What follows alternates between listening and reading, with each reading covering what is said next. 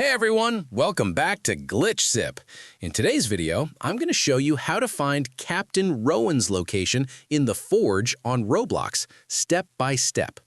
A lot of players get stuck trying to find Captain Rowan because his location is not always obvious, especially if you're new to the area. So let's make it simple. First, you need to make sure you have access to the Forgotten Kingdom. Captain Rowan is not located in the early game zones, so you must progress far enough to reach this area.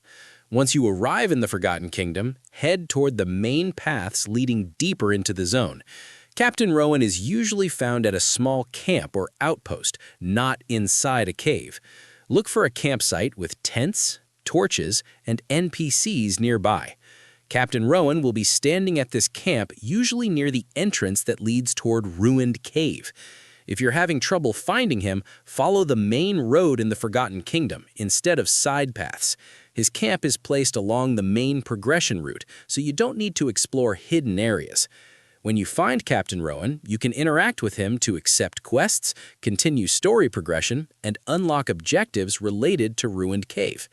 If Captain Rowan does not appear, try leaving the server and joining a new one. Server hopping can help if the NPC doesn't load correctly.